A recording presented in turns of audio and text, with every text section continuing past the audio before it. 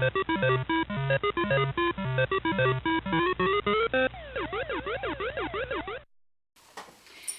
André, on est Bonjour chez vous. Daniel. Bonjour. Madame Fazvin, ça va? Ça va très bien, Oui. je suis contente de vous voir. Voilà. On a un petit entretien là pour connaître et nous redire toute votre histoire, votre passé par rapport à ces meuliers qui sont si importants à la Ferté.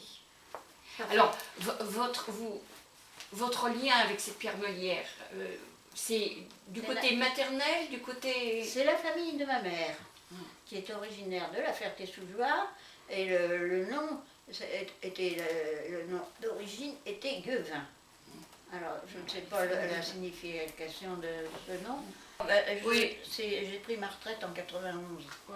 Alors, mais on s'est connus, on a dû se connaître un petit peu avant, mais surtout à partir de 91. Voilà. Parce qu'autrement, je n'aurais pas eu le temps de faire tout ce travail, Oui. ni la généalogie. Depuis tous les documents que vous avez commencé à nous donner pour la bibliothèque, Oui, oui. c'est à peu près là. Hein. À peu près à cette époque-là. Donc il y avait la recherche sur votre famille, donc vous avez fait... J'ai demandé à tous ceux de la famille qui avaient travaillé dessus, leurs documents.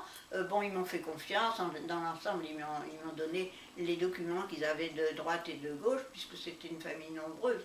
C'était un peu dispersé. Et j'avais un oncle qui avait beaucoup travaillé, qui était M. Henri Moineau.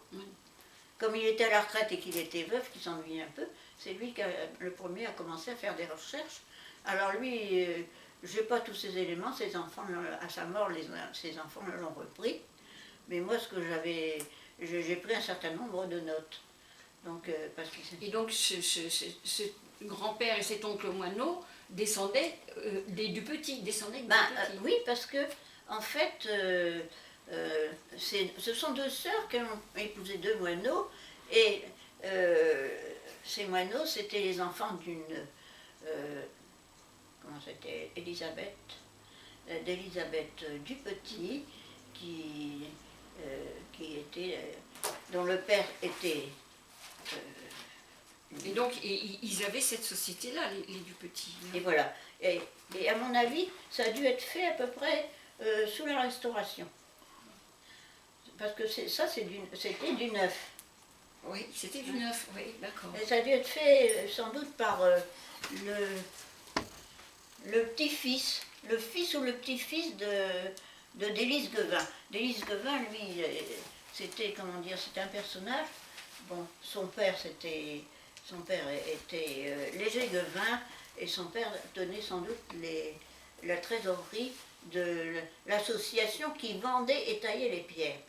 Parce que chacun était propriétaire de son lepin, de ses fouilles, et donc on avait des ouvriers qui tiraient les meules à dimension, et ensuite c'était taillé au bord de la Marne, en forme, avec les rayonnages et tout, et c'était sans doute commercialisé entre les membres de la famille. Mais chacun était propriétaire de son lepin. Et alors, ça ne demandait pas beaucoup d'argent, parce que le droit de fouille n'était pas tellement cher, parce qu'on n'était pas propriétaire du terrain. Et quand il n'y avait plus de meules, eh ben, tout le monde prenait ses clics et ses claques et s'en allait un peu plus loin. Voilà, tout simplement. C'était bien que, c'était le commerce qui les faisait vivre, plus que le fait d'être propriétaire de terrain meulier. Et alors, bon, et comme ils en vendaient, vraiment dans le monde entier. Hein. Et alors ça partait, c'était simple, ça partait par bateau, parce qu'en plus, comme c'était lourd, ça coûtait moins cher par bateau. À Paris, il fallait négocier avec les compagnies marinières qui tenaient tout le commerce fluvial de Paris. Il fallait leur donner la pièce, etc. Et ensuite, ça suivait la Seine jusqu'à Rouen. Et de là, ça partait dans toutes les directions. dont vous nous avez montré des registres de la société. Alors ces registres-là, je pense qu'ils sont maintenant peut-être bien quand même aux archives départementales. Ah, c'est très bien. Oui, parce que je ne pense pas que mon oncle ait tout gardé. J'ai le frère de ma mère, qui est encore vivant, lui, bon, il avait ça dans le temps chez lui, mais ses enfants s'y intéressent pas. Et donc, je ne sais pas ce que ça va devenir, mais par exemple, les enfants de l'oncle Henri qui avaient fait pas mal de recherches, je les ai convaincus que si ça ne les intéressait pas, qu'il les fasse je sais s'ils en lui ont donné, qu'il les donne donc aux archives départementales où ça serait conservé. Bien sûr. Avec une préférence pour la famille, parce il y a des mémoires, ils étaient, comment dire, les moineaux, c'est un moineau, les moineaux ils venaient de Lorraine. Et un monsieur Moineau, donc, et son père se sont installés à Paris, et le grand-père Moineau, il voulait absolument que son fils ait une retraite, il l'a fait entrer à la Banque de France.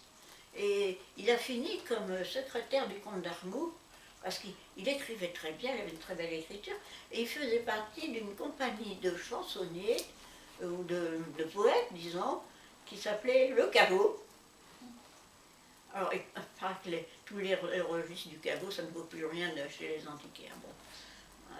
Et alors, donc, ils étaient toujours obligés d'écrire soit des poèmes, pour certaines circonstances, soit des chansons, et des choses comme ça. Et c'est là qu'il a rencontré, comment dire, le fils d'Alexandre Dumas, et Théophile Gautier aussi. Non, mais c'est intéressant. C'est une histoire incroyable. Mais il semblerait que quand même, les Meuliers sont arrivés, comment dire, c'est Clovis qui a envoyé ses chefs de guerre quand il a plus besoin d'eux, qu'il ne pouvait plus les occuper à battre, il les a envoyés dans certains endroits, dont la Ferté-sous-Loire, parce que à Jouarre, c'était le fief où on mettait les veuves des rois. Ah oui. Quand les rois mouraient, on les mettait dans des abbayes où ça leur faisait un revenu. Ça faisait partie de leur douaire. Et alors, donc il y en a un, le seigneur Aucoul s'est installé, au lieu de s'installer sur le bord de la Marne, il s'est installé dans une île de la Marne. Comme ça, il pouvait surveiller, comment dire, l'amont et l'aval. Ouais. Et au début, ça devait être simplement une tour défensive ou quelque chose comme ça. Mais il y avait déjà eu des Romains dans la région, et à Failly-le-Bac en particulier, il y avait un passage soi-disant empierré, c'est des vieux qui l'ont dit, hein, où les chars pouvaient passer la Marne à Failly-le-Bac. Et donc, toujours en allant vers Boulogne ou vers Senlis, hein. C'était les routes principales pour aller dans le nord de la France. Et de ce fait... Et à Saint-Martin, il y avait sans doute une petite église à l'origine, Ah oui. Au hameau de Saint-Martin. Oui, oui, Il reste une grange qui a encore une espèce de voûte qui a été murée. Hein. Et donc, c'était une conquête romaine au départ. Mais ça fait partie quand même du domaine des Celtes. Oui. Oui, c'était des Celtes qui étaient par ici. Les Mèdes étaient des Celtes. Alors, ces fameux Guevins, donc, ils sont installés... Alors il se trouve que, donc, sans doute arrivé avec un des seigneurs d'Occultus, d'Occultus ou quelque chose comme ça, ils se sont installés, sur les bords de la Marne. Et puis qui dit s'installer, a besoin de farine, a besoin de surtout, se nourrir. Alors, leur grande époque, ça consistait pas seulement à fournir des meules et des pierres. C'était surtout que c'était la ville, c'était la Brie qui nourrissait Paris, avant la Beauce. C'était avant la Beauce, le beurre, le fromage, la farine, tout ça, ça venait de la Brie. Et d'ailleurs, si on regarde quelques livres, quelques relevés à la mairie, relevés anciens, ce dont on parle tout le temps, c'est le prix du blé. Oui, on parle du prix du blé à chaque réunion. À chaque réunion, on ne parle que du prix du blé. Et puis il y avait l'impôt sur le Ah bah oui, bien sûr, on avait les impôts là-dessus. Et alors tout partait par bateau, c'était le transport le moins cher à l'époque, parce que sur route c'était très difficile. Il n'y avait pas de route à part les voies romaines, mais bon, c'était pas d'un confort extraordinaire. Hein. Et alors, c'est Paris qui était nourri par la Brie. Donc ils ont exploité, ils se sont rendus compte au fur et à mesure. C'est-à-dire qu'à un moment donné, ça devait se savoir. Vous savez, c'est les regrets, les souvenirs des paysans, bien cachés. En somme, les meuliers ont vécu comme les compagnons du devoir. Ils avaient des recettes secrètes pour, comment dire, détacher la pierre, etc., la fractionner, et il y avait très peu de meuliers, somme toute. Comment dire, les boulangers ou les meuniers, eux, ils faisaient que rhabiller les pierres. Oui. Parce que, bon, quand une pierre est usée, évidemment, il fallait un petit peu gratter les éveillures pour qu'elle râpe mieux. Elle ne râpait pas d'ailleurs, pour mieux écraser les grains. Et alors, le succès de la farine de meule, c'est que dans la farine de meule, le germe est écrasé, mais pas râpé. Toutes les râpes métalliques des nouvelles farines, alors évidemment, tamiser, ça fait de la farine beaucoup plus blanche, mais elle n'a aucune valeur nutritive. Contrairement à ce moment-là, si on mangeait la farine de meule, on avait tout, hein. Toutes les vitamines du germe de blé se retrouvaient dans la farine. Et donc, c'est pour ça que ça avait un grand intérêt. Et alors, il y a beaucoup ça dépendait évidemment de la taille des meuliers et du nombre de moulins. Hein. Mais beaucoup de meuliers, ils achetaient une meule pour la vie. Ça durait 80 ans. Il suffisait de la rhabiller de temps en temps. Oui, j'allais dire, la rhabiller. Alors, on envoyait des épluchures de pierre. Et bon, il remettait ça, puis bon, il les retriait. Et alors, au fur et à mesure, donc, toute la famille s'est installée dans la ville, où ils habitaient à peu près... le faubourg. Le faubourg. Le quai. Oui. Le quai du port aux Meules. D'où son nom. Toute l'activité se trouvait... Et alors, j'étais surprise quand ils ont refait tout le quai côté route, parce qu'ils ont nettoyé tout ce qu'il y avait en dessous.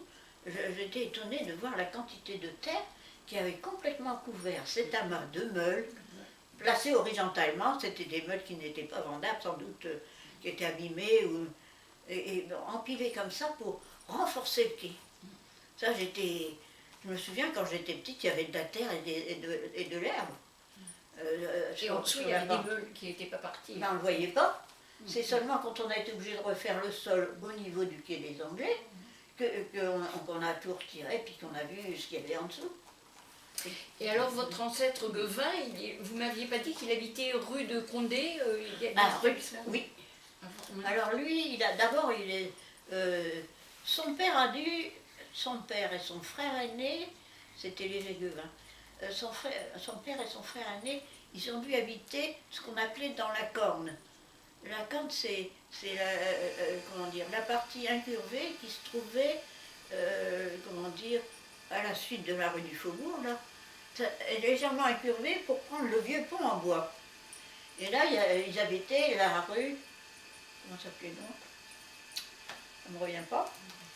Ils habitaient une petite ruelle, et c'est c'est la famille Bouchon qui a décidé quand il a fallu reconstruire une fois de plus le pont qui s'écroulait à chaque fois qu'il y avait des très grosses inondations. Oui, c'est dans les années 1864 qu'ils ont... Et alors, c'est à ce moment-là qu'on a excavé toute cette partie-là, et la famille Régnard et la famille Guevin se sont retrouvés sans leur base. Alors c'est pour ça qu'ils sont venus après rue de Condé. Alors, rue de Condé. C'est-à-dire que